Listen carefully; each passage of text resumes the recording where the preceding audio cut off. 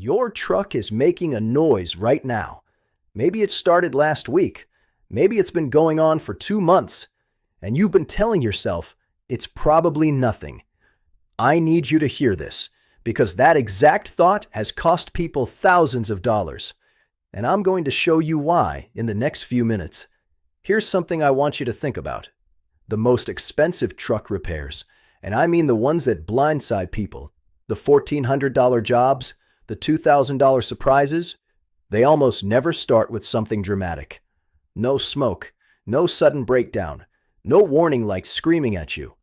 They start with a sound, a little click, a low hum, a quick thud when you shift into drive. Something small enough that you can talk yourself out of it. And here's what nobody tells you. The quiet noises, those are usually the dangerous ones. The loud, scary noises are often fine. The quiet, weird, intermittent ones, that's where the money goes. By the end of this video, you're going to know exactly which noises to take seriously and which ones you can actually ignore. And I'm going to give you a couple of simple tests you can do on your own truck today. No tools, no mechanic needed. Let's get into it. Okay, so I want to flip something in your head real quick. Most people think noise equals severity. Loud noise, serious problem. Quiet noise, relax. Honestly, that's backwards. Some of the most expensive failures I've seen or heard about started a sound so faint that the driver genuinely wasn't sure they heard anything at all. And then there are rattles and squeaks that sound terrifying that turn out to be a loose heat shield. $2 fix. The real question is never how loud is it. The real question is, what is it connected to? Because every sound your truck makes is attached to something mechanical. And mechanical problems don't usually explode out of nowhere. They build, slowly, quietly. One worn part starts stressing the next. One thing ignored for 3 months quietly starts destroying something much more expensive. That's the pattern. And once you see it, you can't unsee it.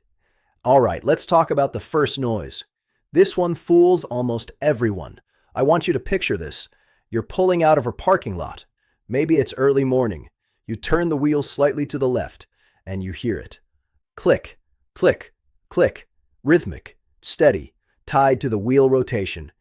You get out onto the main road, you pick up speed, and it's gone, completely gone. So what do? You do what most people do. You think, probably just a rock or something, piece of plastic maybe. You turn the radio up a little, you move on. And honestly, I get it. It sounded minor. It went away. Case closed, right? Here's the problem.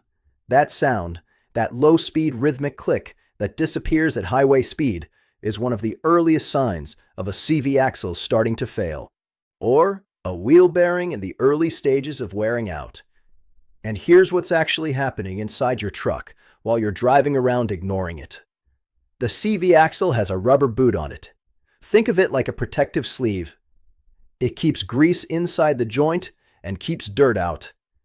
When that boot cracks or tears, the grease escapes. And now that joint is running dry. Metal on metal. Every single rotation. The click gets more consistent, then louder. Then one day it's not just in the parking lot anymore, it's on the highway too. And at that point, you're way past the cheap fix. Early on, you're looking at maybe $150 to $250 to fix it, parts and labor. Wait until it damages the hub assembly, $600 to $900. Same original noise, completely different bill. That's not maintenance, that's delay. Let me tell you about a guy named Marcus. He drove an F-150 about 130,000 miles. He heard that exact click for probably 6 weeks before he did anything about it. Kept telling himself he'd get it checked, just never found the time. By the time he finally brought it in, the CV axle had worn far enough that it had started eating into the hub. What should have been a $200 repair turned into a $780 job. 6 weeks, $580 difference. I'm not telling that story to make you feel bad. I'm telling it because Marcus is basically every truck owner who's ever ignored a noise. Most of us have been Marcus at some point. The point is, the click isn't dangerous the moment you hear it, but it is on a clock, and the clock is always running. If you're hearing a rhythmic low-speed click right now, especially when turning, that's the time to act, not when it gets worse. Okay, that's the click. Now the next noise, this one is sneaky in a completely different way. And it's actually sent a lot of people to spend $700 on something that didn't even fix the problem. Picture yourself on the highway, 65 miles an hour, and there's this low drone coming from somewhere. Not a rattle, not a squeal, just a hum. A low road roar that wasn't there a few months ago. You've heard it before. It changes a little when the road surface changes. Sometimes it seems louder than other times. And most people, completely understandably, think tires. So they buy new tires. The shop mounts them. You drive home. For about a week, things feel better. And then the hum comes back. And that moment when the hum comes back after a fresh set of tires, is one of the most frustrating experiences a truck owner can have. Because you just spent $700 and nothing changed. Let me explain this properly, because most shops don't. If that hum changes pitch when you drift slightly left or right, if it gets louder or quieter when you shift lanes or gently move the wheel, that's almost never the tires. That's a wheel bearing. The tires can amplify it, they can mask it, but they're not causing it. And here's the brutal part. A worn wheel bearing doesn't just hum. It actively destroys whatever tire is sitting on top of it. Because the load isn't distributing evenly anymore, the tire wears in a weird, uneven pattern. Usually on the inner edge, where you can't even see it without crouching down. So you buy new tires, the bearing chews through them. 15,000 miles later, your tires look worn out again. And now you're back to square one, except now you've spent twice the money. Most people never connect those two things. And honestly, neither did I the first time I heard this explained. Here's something you can actually do today. Free, no tools. Find a straight, quiet stretch of road. Get up to about 40 miles an hour. And then very gently, I mean gently, like you're just lazily drifting, sway the wheel a little left, then a little right. If the hum gets noticeably louder when you steer one direction, the worn bearing is usually on the opposite side. Louder when you drift left, the problem is likely on the right. That's a real diagnostic technique. Actual mechanics use it, and it'll cost you exactly nothing. One more thing. When you get home, go look at your tires. Not just the outside tread. Crouch down. Feel the inner edges. If the inside is wearing down faster than the outside, your alignment is off. And if you buy new tires without fixing alignment first, they're going to wear out the same exact way. Check those inner edges. Seriously. Okay. Pause. We've talked about the click and the hum. Two noises, both dismissed constantly, both with a very clear path to expensive repairs. But I want to shift gears here, because the next two noises, they involve your drivetrain, your U-joints, your brakes. And this is where the stakes actually go up. Because with the click and the hum, you usually have a few months before things get serious. With what I'm about to show you, the repair window closes faster. And one of these is incredibly common in trucks over 100,000 miles, and almost nobody has ever had it explained to them properly. You know what the most deceptive noise on this whole list is? It's not the loud one, it's the brief one. Here's the scenario. You get in your truck in the morning, cold start, you shift from park into drive, and there's a clunk, a quick thud, like something just slotted into place, and then you pull out of the driveway and it's completely gone. Drives fine, no lights, no vibration. So you file it under just one of those truck things and you don't think about it again. Wait, this is exactly where it starts getting expensive. That clunk is almost always coming from your U-joints, universal joints, the components that let your drive shaft flex and spin at the same time. On a rear-wheel drive or four-wheel drive truck, you've got two of them on the drive shaft. And when they start wearing out, you feel that brief thud when power shifts direction.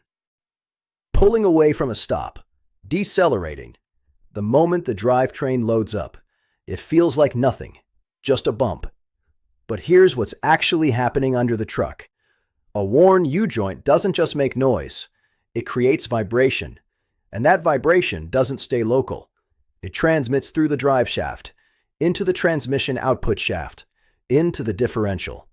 Components that cost dramatically more to repair than a U-joint. Here's the math that genuinely surprised me when I first saw it laid out. A U-joint, just the joint, typically runs $80 to $150 parts and labor. That's it. A drive shaft replacement on a truck, $1,200 to $1,500, sometimes more. Same original clunk. Completely different moment in the timeline. The clunk that costs $120 to fix today is the exact same sound that costs $1,400 next year. Remember Marcus from earlier with the CV axle? This is the same pattern, just further down the drivetrain. Small, dismissible symptom. Damage building quietly in the background. And then the bill that makes you realize you should have acted when it was still cheap. If your truck is over 100,000 miles and you felt that brief clunk when pulling away, especially on a cold morning, just get it looked at. Not panicked about, looked at. And honestly, you don't need to pretend to be an expert when you walk in. Just say, I think it might be U-joint wear. Can you check the drive shaft? That one sentence changes the entire conversation. All right, one more. And this last noise is one that almost every truck owner has experienced, and almost every truck owner has handled wrong, including most people who actually should know better. Brake squeal. You hear it. You tense up. It stops after the first couple stops in the morning. You relax and forget about it. And honestly, sometimes that instinct is correct. A brief squeal that disappears once your brakes warm up, in a lot of cases, that's just surface moisture on the rotor. Totally normal, especially in the morning after rain or cold weather. That clears itself. But there's a different squeal, and this is the one that matters. If it's coming back every single day, if it doesn't clear after a few stops, that's usually worn pads, glazed rotors, or a stuck caliper. 3 different problems, 3 different repairs. And here's where a lot of people get caught. When you bring a truck in for brake squeal, the most common recommendation you're going to hear is a full brake job. New pads, new rotors, all 4 corners. Can run $400 to $700. And here's what they often don't tell you. In a lot of cases, especially trucks that have mostly seen highway miles, the rotors are still thick enough to resurface. Not replace, resurface. Resurfacing instead of replacing can save $50 to $100 per rotor. On a 4-corner job, that's $200 to $400 sitting on the table. The other thing worth asking, do all 4 corners actually need work right now? Front brakes wear faster than rears on most trucks. If only the fronts are squealing, some shops will bundle in the rear work while we're in there. Sometimes that makes sense.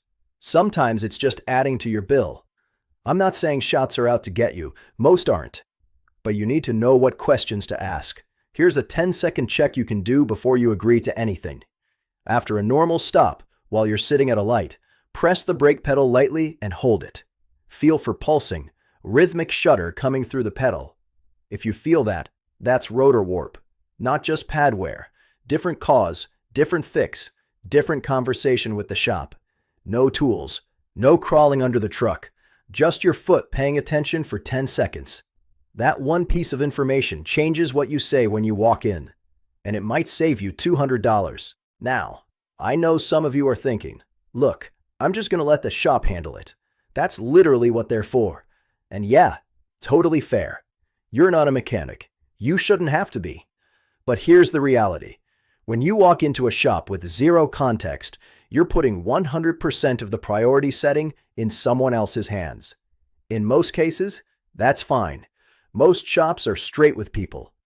But when you're dealing with a noise that isn't causing obvious symptoms yet, one that hasn't set a warning light, one that only happens sometimes, what you can get is a repair recommendation that's broader than what your truck actually needs right now. Knowing this stuff doesn't make you a mechanic. It makes you a better customer. Someone who can ask, is the rotor actually worn out, or can it be resurfaced? Or, Do the rears need to be done now, or is that something we can address later? That's not being difficult. That's just being informed. You just need enough to not get blindsided. All right, let me put all of this together in a way that I think is going to hit a little differently, because I want to show you what the pattern of delay actually costs in real dollars. CV axle click caught early, $150 to $250. Wait until it damages the hub, $600 to $900. That's roughly a $500 to $650 difference for ignoring a noise for a few months. Wheel bearing hum caught before it eats tires, $200 to $300. Buy new tires first, then catch the bearing after. You're looking at $1,000 on the $250 problem. U-joint clunk caught early, $80 to $150. Let it go until it affects the drive shaft, $1,200 to $1,500. Brake squeal handled with the right information, $150 to $350. Walk in blind and approve an unnecessary full corner job, $500 to $700. Now add those up. A truck owner who catches all four of these early, maybe $700 to $1,100 total. A truck owner who dismisses all four and deals with them late, you're looking at $3,300 to $4,000. And here's the thing that actually gets me. The trucks that rack up $4,000 in repairs over a few years aren't the ones that had some catastrophic failure. They're the ones where 5 small issues got let go too long, one after another, each one quietly damaging the thing next to it. That's how trucks age fast. Not one big disaster, a slow series of ignored small ones. Remember at the beginning when I said you'd know exactly which noises to take seriously by the end of this video? Here's how you actually use what we covered. On your next regular drive, not a test drive, just your commute, listen for rhythmic clicking at low speed, especially when turning. If you hear it, note which direction you're turning. Out on the highway, if there's a hum, try that gentle steering sleigh. See if the sound shifts. That alone will tell you if a bearing's worth checking. When you get home, 2 minutes, that's all this takes. Crouch down and check your inner tire edges. Feel the tread with your hand. Uneven wear on the inside is a red flag. Next cold start, pay attention when you shift into drive. Any clunk or thud as power engages, note how often it happens. And next time your brakes make noise, do the pedal vibration check at the next light. If it pulses, say that to the shop. Those words matter. None of this is complicated. You're not fixing anything. You're just paying attention. And honestly, that attention, that 5 to 10 minutes of awareness, is what separates the truck owners who get ahead of their maintenance from the ones who get a phone call from a shop saying it's going to be $1,400. Here's the part I want to leave you with. And I almost didn't include this because it sounds a little blunt. Every truck owner who's ever been surprised by a big repair bill will tell you the same thing when you ask them about it. I heard something. I just didn't think it was that serious. Every single time. The warning was there. They just didn't know what they were hearing. Now you do. The click, the hum, the clunk, the squeal, you know what they're connected to. You know what they're damaging while you wait. And you know how far apart early fix and late fix costs actually are. That information is worth something. Use it. Now, some of these noises are going to take you to a shop. And when they do, the conversation doesn't end with the noise. Because the second your truck goes up on a lift, they're going to look at your ball joints, your tie rods, your sway bar links, and they're going to come back with a list. Some of those items will be genuinely worn. Others are going to be presented with more urgency than they actually deserve. Knowing how to read that list, what needs to happen now, what can wait, and what's being pushed a little harder than it should be, that's its own skill. I made a video on exactly that. It's up next. I promise it'll save you money.